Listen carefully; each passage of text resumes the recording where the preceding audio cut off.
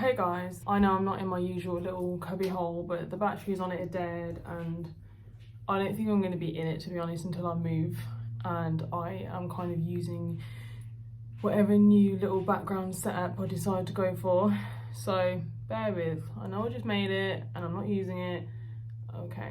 Also, I am so tired. So tired. This week has been super busy. I haven't stopped at all. And I know you guys know the energy that we don't have. Tiredness is just such a huge part of my life, no matter how much I sleep, no matter, oh, not that I do sleep, but yeah, see, I can't even talk. So today's video might be a little bit shorter, definitely going to be a bit more chilled, and I am sorry if I don't have the high energy levels that I would normally have in my videos, but I really wanted to record anyway because I don't want to be getting behind on my semi-regular upload pattern. So today I wanted to briefly talk about shedding a bit of light on eating disorders that aren't typical eating disorders, and also what my experience was like with eating disorder team. Now, I've briefly touched on this in my live stream that was talking about my experiences with mental health services. So if you have seen that, you probably have seen a little bit of what my experience was personally. I'm going to go into it just again in this for those of you that haven't seen it, and because it's relative to the things that I want to discuss today. So I think it's important, and I actually met another person who was in my situation once when I was doing a You and Me group, which is a 3-month treatment group for borderline personality disorder. Oh my god, I'm sorry for all the noise outside. All the kids are outside playing out front and out back, and I've got windows open because it's hot, so any background noise I do apologise for. But basically, my issues with eating started when I was young, when I was very young. I can specifically remember I'd always been what people like to call a picky eater back when I used to still eat meat and dairy, even though there was more things available to me, a wider range of things, I mean, in terms of like including meats and dairy and eggs. I still didn't actually really eat that much. I was always one of those people that had an issue with textures of food. I didn't like gristle. Gristle was a big thing for me. If I ate a product and I found gristle in it, then I would only ever eat it, like I'd spit it out, gag, chuck it away, and then I would never eat it again, and I would have to find something else. So this was difficult for me. When I was, I want to say around like 11, 12, but maybe it's more like 13, it's kind of irrelevant. Around that kind of age, I started developing a problem with food. Now, it wasn't very obvious, at least I didn't think it was very obvious, I'm not too sure. I don't think it's very obvious, to be honest with you. But that was when things in my life, they were difficult, you know, it wasn't necessarily harder than the rest of my life. When you add kind of teenage hormones, starting a secondary school, just normal teen angst to the mix, perhaps that's what made it feel harder, because you're trying to discover your own identity and yourself, and there's a lot that you're learning and that's changing about your mind and your body already, so then to add anything else on top of it makes it seem kind of more extreme. I remember that I cut down on my eating, and I believe very strongly that this is because I had no control in other areas of my life, and this is something that's again very typical with eating disorders, is about having control. I remember that I used to take my dinner upstairs to eat in my bedroom. And this sounds crazy, and I'm a bit ashamed of how wasteful this was, but like I say, I was a kid, and I would chuck my dinner out the window, kind of over like various neighbours' gardens, or like hide food in my bin somehow, and then I'd come back down like, yeah, I've eaten this, and as if it was a satisfactory amount.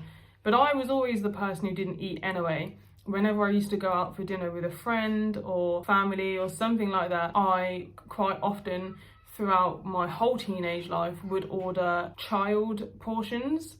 I had a lot of anxiety around eating with people because I couldn't eat big portions, which is hilarious because now I can actually eat a big meal, a large portion of food. So anyway, yeah, this is how my issues started, and it kind of snowballed. The thing with my disordered eating is that the way it affects me now, it's not like I have control over it.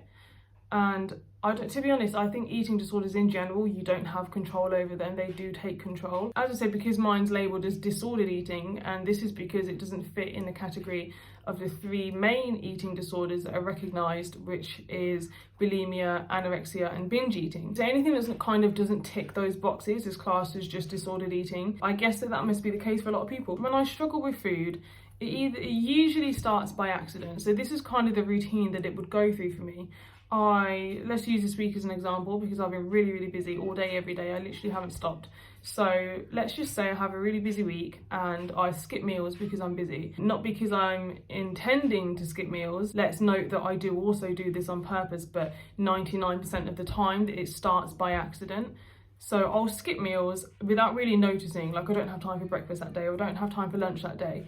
So then I would kind of just have something later on in the day. And before I know it, it's been a couple of weeks and my body has started to adjust to taking in less food because of how I've been skipping things. Anyway, this will normally happen for a while and I'll be completely unaware of the fact that my intake has dramatically gone down. And then what happens is at some point along this timeline, I'll go, oh, I've stopped eating. I don't need as much right now. And as soon as I become aware of it, it's like the psychology for me, the psychology kicks in. So then all of a sudden the little voice in my brain starts going, let's do this. It's not on purpose, but it's definitely there. Something will kind of say to me, you can keep this going. Let's see how far you can go. And that is when it then starts to become a conscious decision. I will consciously skip meals because I know I can. And this will continue and continue, and it will get more and more extreme until I get to a point where I am only eating 1 meal a day. But then once I've adjusted to that, I will start actively refusing food. And I lie, I chat shit like we all do. You make it up, oh no, I'm not hungry, or oh no, I ate while I was out earlier, I grabbed something earlier. And this is, I don't know if it's the case for all people, but I feel like it's the case for most of us, is that we lie and say that we've had something, or we're not hungry, or that we're not feeling great, just to kind of give others a satisfactory reason as to why we're not having something to eat. This continues and continues and continues until I am then only eating 1 thing a day, and that's usually as minimal as it can possibly be, like a banana or 1 slice of toast or a little yogurt. It's bad, it is bad, because this continues, and then I get to a point where the things that I am even eating then, I'll look at the time and it'll be like, I don't know, 5 o'clock and I haven't eaten all day. And something that I got asked by the eating disorder team and by my doctors is, oh, okay, so do you drink more? And I was like, no. Why would you assume that I drink more? I actually barely drink all day anyway. This is the size of my bottle of juice, and I quite often don't even drink 1 of these a day. This is how much I've drank today so far, and I probably won't even finish that before bedtime. I will use that to take my meds tonight and take my meds in the morning, and I will still have some of that left. So I don't drink a lot at all, which I know is really bad. You then get to a point where you could have that banana, that 1 thing, and your brain, or my brain, is going, I can manage without even that. So then you've got whole days, whole 24-hour periods coming along where I'm just not consuming anything at all. Of course, eventually this leads to stomach pains, but the stomach pains go away. So any kind of thing that comes with this that could put you off, it doesn't. And for me, because it normally happens gradually, I don't really have the stomach pains anymore. That only occurs for me if I suddenly stop eating for a reason and I start restricting immediately. This isn't a positive thing at all. It's a recipe for disaster. Once it's been long enough, I start shaking non-stop all of the time, literally like it's like a tremor like this. And then I start to get really upset at the sight of food and at the thought of food. So by this point now, the thought of eating, oh my God, everyone outside is being so loud. Wait a minute. Let me go shut the window. God damn it, shut up. Okay. So let's continue. By this point now, the thought of food is starting to really upset me, and if I look at food, if somebody brings me food, I get really upset. If I put food in my mouth, even to the point where it's in my mouth and I'm trying to chew, sure, I could swallow it and maybe start eating again, but my brain says no. The intrusive voice in my mind is daring me not to, telling me, let's see how far you can take this. It becomes a kind of sick, twisted game that I both love and hate. So quite often I will have food in my mouth and I'm trying, and I'll just start crying and getting upset and I can't do it, and I spit it out, and then I just go lay down. And of course it makes you really weak, it makes you really lightheaded, it makes you really nauseous, and it is hard, it's really hard. I'll be laying down all the time, you know, I'm even more lethargic than what I normally am. And to be honest, the way that I get over it, it's hard because this can last for weeks, it can last for months, or it can just last for 1 week or a few days. It depends. The severity is usually dependent on a lot of outside factors. I actually haven't had a long episode now for about a year.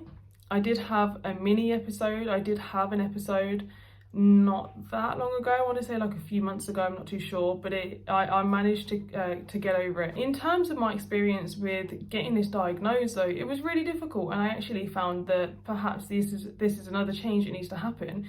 When I first was referred to the eating disorder team, I spoke to them and they sent me a questionnaire, and it had all of these things on it, and it asked a lot of questions about symptoms for each of the 3 that I mentioned earlier. Now for me, this is nothing at all to do with my body image or my weight. The way I look does not factor into this in any way whatsoever, and it never has. It has never been anything to do with body weight. It's never been any kind of symptoms, you know, coinciding with like body dysmorphia. It's never been anything like that. It's always been a weird, unique thing that I've struggled to kind of explain to people, because it is I don't fit into any box when it comes to this, and it's very hard to explain why I'm doing this or even what I'm doing. So the first time I actually sat down in front of the eating disorder team, they just told me that I didn't have an eating disorder and brushed me away. And I thought, how, in this state that I'm in, how could I possibly not have something wrong with my eating? There is a problem here, a massive problem. It was causing a lot of illness. Then after that, I went to the You and Me group, and I found another person who was in the exact same situation as me. I'd never met anybody who struggled the way I struggled with the eating, but she did, and she'd had the same experience. She'd also been to the eating disorder team, and they just brushed her aside and said, there isn't anything wrong with you, you don't have an eating disorder. But that was it. There was no kind of further guidance in the form of a dietitian or anything like that. It was just that, and then kind of shoved out the door.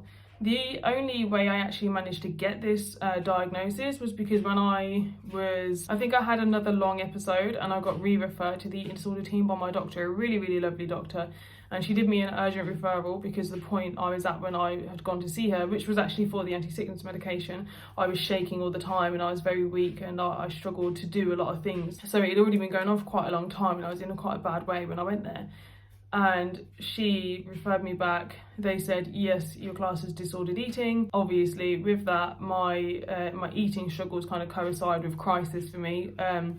So I was struggling in hospital, and they said that they would do the referral. No, I'm wrong. I'm totally wrong. It was my first admission, not my second one. But anyway, the rest of the story is still the same. I did eventually get to see a dietitian, and well, I spoke to her over the phone actually. It wasn't face to face. She was very nice, and she just kind of explained to me about what food and things that I should be eating. She just sent me some leaflets which included my dietary needs as a vegan, but it wasn't massively helpful. It wasn't hurtful, but it was just things that I already knew, you know, like you need to have a certain amount of this and a certain amount of that and eat this. And the only thing that I actually gained out of this was the knowledge of a thing called refeeders syndrome, which I'd never heard of before and wasn't aware of. It basically says it can kill you when you stop eating so much and then you start eating again. It's just such a dramatic change for your body that apparently it can be fatal, which I was interested by. I just think that the eating disorder services should change their leaflets and the questionnaires that they send out to people to be more inclusive of those of us that do struggle with eating for whatever reason, because I know where it stemmed from, but I don't understand the path of it.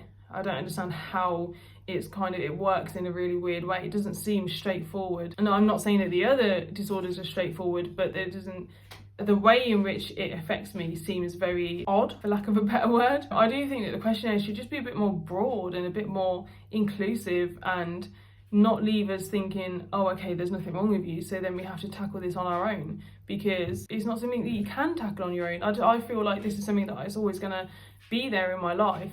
it's not always active, and I've been really lucky that, like I say, the last year it's been quite inactive. Before then, it was a constant on off thing for me, and it makes life difficult. It's just another thing to deal with on top of everything else. We have enough to deal with already without this too. It's just a shame, you know, something that started for a control thing has kind of taken control, and is another method of self-harm for me as well. So I don't think, to be honest, it will ever go away. Doesn't seem to be a fix for this type of thing.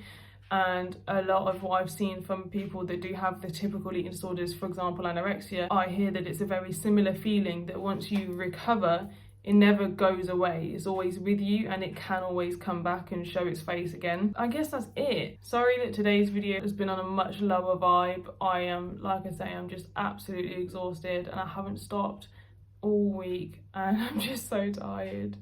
I'm just so tired. Actually, I'm gonna put that on my video list. Let's talk about the tiredness, please. I can't be the only one. As usual, let me know if this is an experience that you've had, if you know somebody with this experience. Just in general, what your thoughts are on this whole situation and what I've spoken about today. If you are somebody that's affected, as usual, know that you are not alone, even though you might feel like you're alone. And if services do brush you off, don't let that stop you from pushing back and demanding the help that you need, whatever help that may be. Better than nothing, I guess. I promise I will be more of my energetic and bubbly self in my next video, whatever topic that is going to be on. See you later. I'm going to bed.